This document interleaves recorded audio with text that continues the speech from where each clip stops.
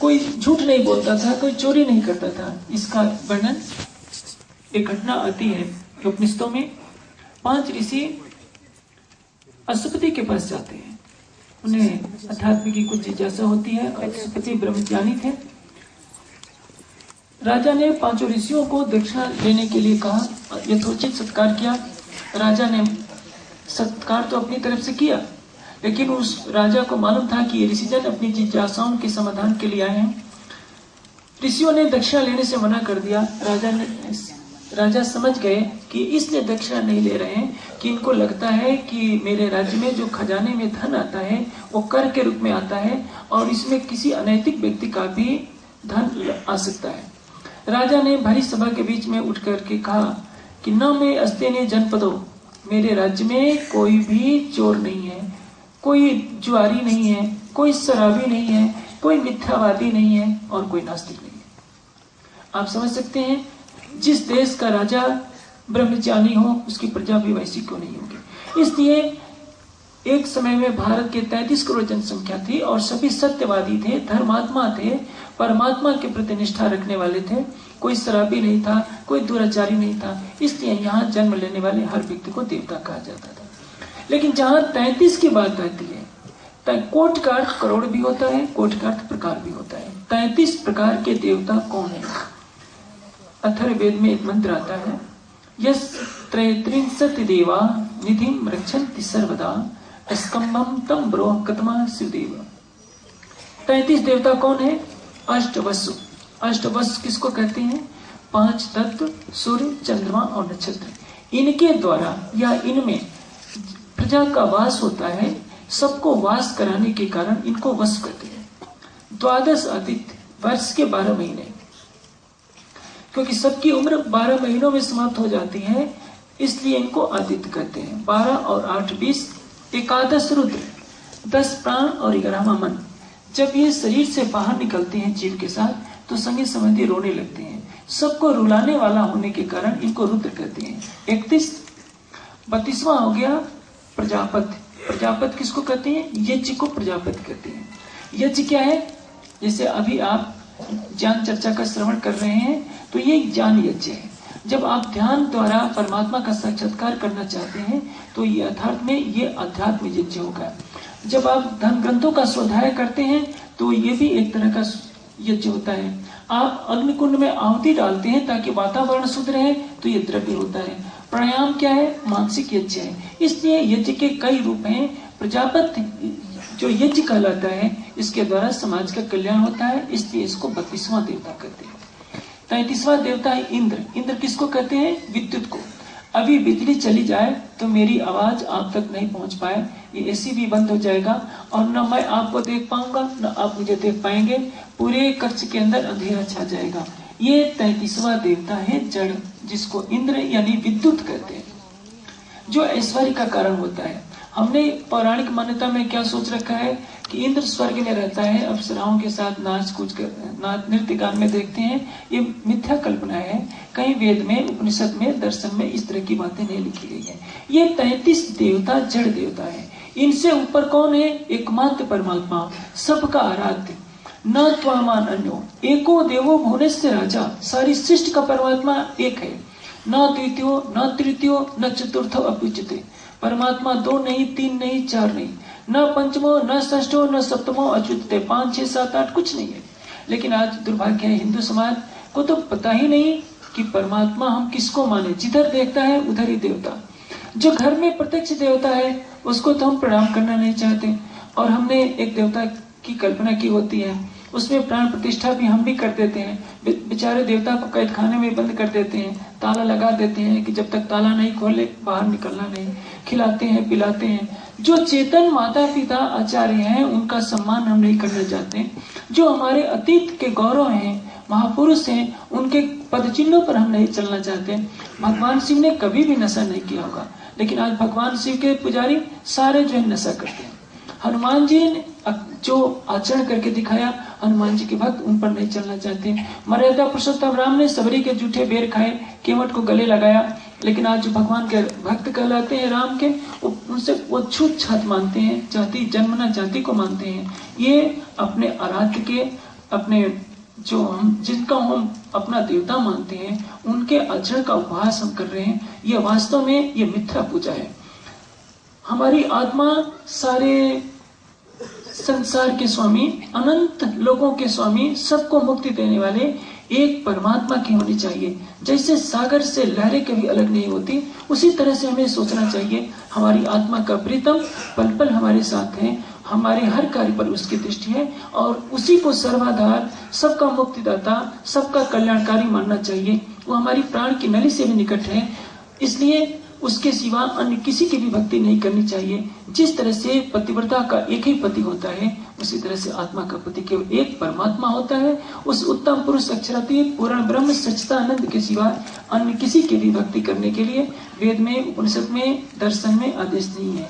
यहाँ तक कि यजुर्वेद के शतपथ ब्राह्मण में तो कह दिया है, यो अन्याम देवताम उपास्ते स न वेद यथा पश्वी एव देवानाम। जो एक सच्चिदानंद परमात्मा को छोड़कर अन्य किसी की उपासना करता है, वो क्या होगा? सपस्वी एव देवानाम। इसका अर्थ मैं नहीं बोलूंगा, आप इसका अर्थ स्वयं कर लेना।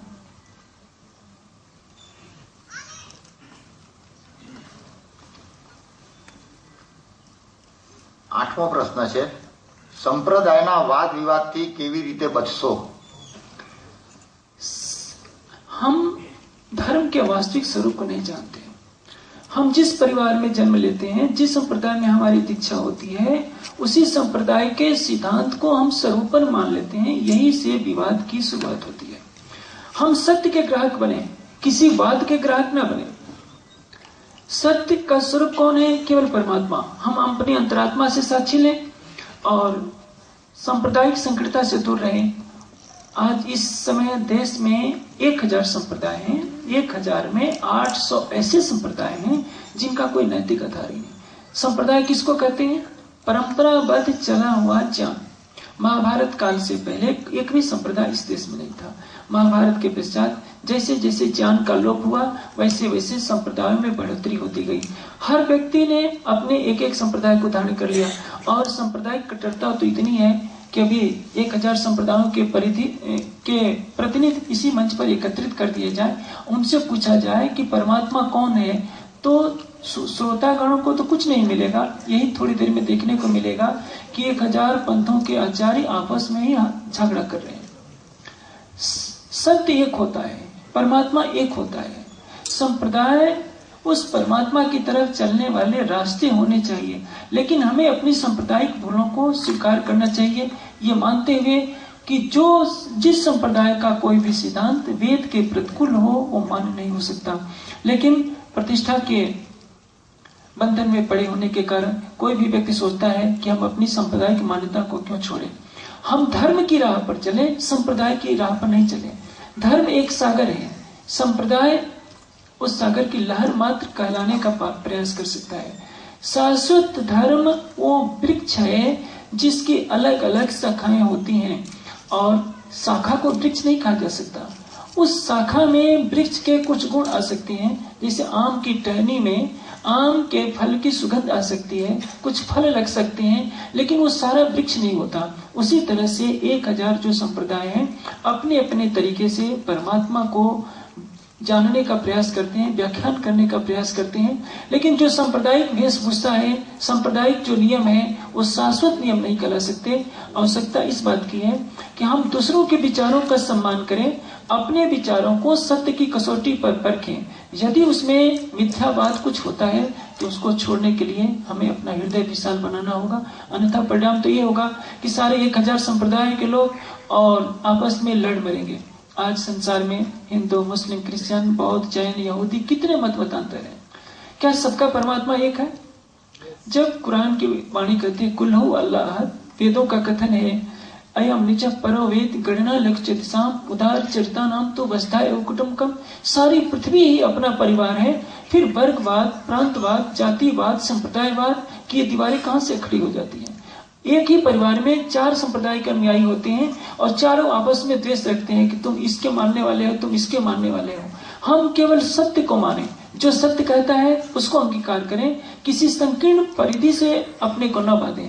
यदि हम संकीर्णता के शिकार होते हैं तो कहीं ना कहीं हम अपनी अंतरात्मा की आवाज को अनसुना कर रहे होते हैं। इसलिए सांप्रदायिक वाद विवाद से बचने के लिए हमें अपने चिंतन को और उन्नत करना होगा, हमें अपनी दृष्टि को विशाल करना होगा। हम ये सोचना होगा कि हम एक सच्चिदानंद परब्रह्म की राह पर चलने वाले हैं, न कि किसी संप्रदाय की विकृत मान्यताओं को मानने के लिए विवश है।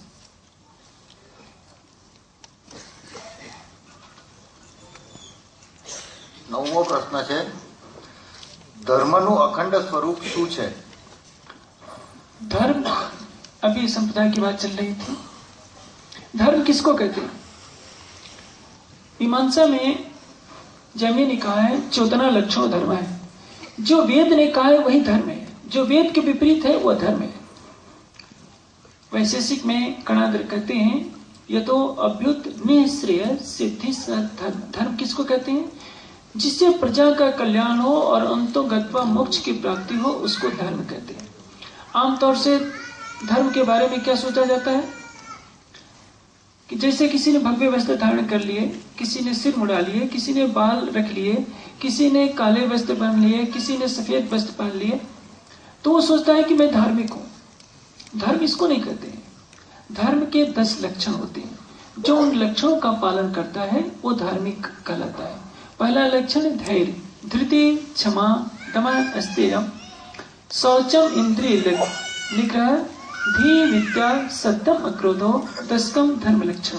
धृत, धैर्य, यदि हमारे पास धैर्य है। दूसरा है क्षमा, हम सब रहते हुए क्षमा की प्रवृत्ति अपनाते हैं। आप देखते हैं पृथ्वी कितनी क्षमाशील है। पृथ्वी पर उगे हुए अन्न फल को हम ग्रहण करते हैं और बदले में उसी पृथ्वी पर मल मूत्र का त्याग करते हैं। धृतीय, क्षमा, दमा, अस्तेयम। अस्तेयम का अर्थ होता है चोरी न करना। आज सारा संसार चोर है। जिस देश के लोग चोरी करना छोड़ देंगे उस देश को गरीब होना कभी संभव नहीं। आप देखते हैं ना, आजकल चुनाव आ रहा है, हर कोई सरकार, हर कोई वादा करता है मैं हिंदुस्तान की गरीबी दूर कर दूंगा। सरकार दूर नहीं करेगी, हिंदुस्तान के लोगों को ही चोरी की आदत छोड़नी पड़ेगी। हिंदुस्तान में मिनिस्टर से लेकर एक रिक्शा चलाने वाले तक चोरी करता है। अयस्ते प्रतिष्ठायाम सर्वरत्न उपस्थानम। योग दर्शन में कहा है कि यदि मनुष्य चोरी के कर्मों का परित्याग कर दे तो सभी रत्नों की प्राप्ति उसको स्वतः ही हो जाएगी। इसलिए धर्म का तीसरा लक्षण है चोरी न करना। चाहे चाइना हो, चाहे कोई नास्तिक देश भी क्यों ना हो, चोरी करना उसको भी अच्छा नहीं लगता। धैर्य का गुण उसको भी चाहिए, क्षमा उसको भी चाहिए।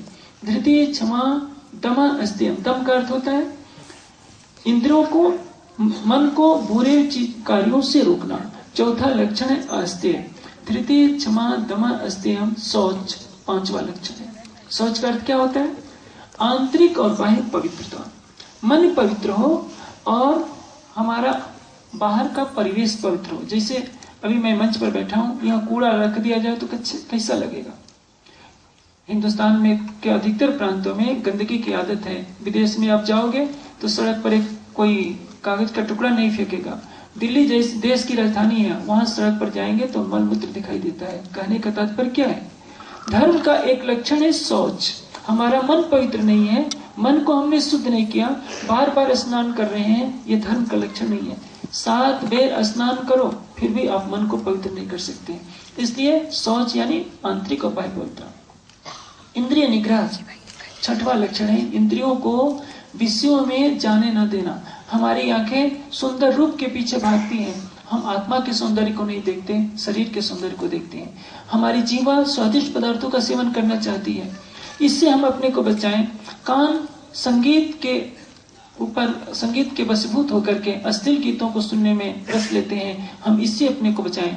इंद्रियों को विषयों से रोकना ही धर्म का लक्षण है। और अगला लक्षण है धी, बुद्धि।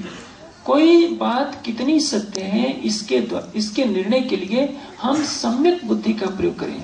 ऋतंबरा प्रज्ञा यानी सत्य को ग्रहण करने वाली बुद्धि के द्वारा हम उसका मूल्यांकन करें, ये बात सच है या नहीं। धी, विद्या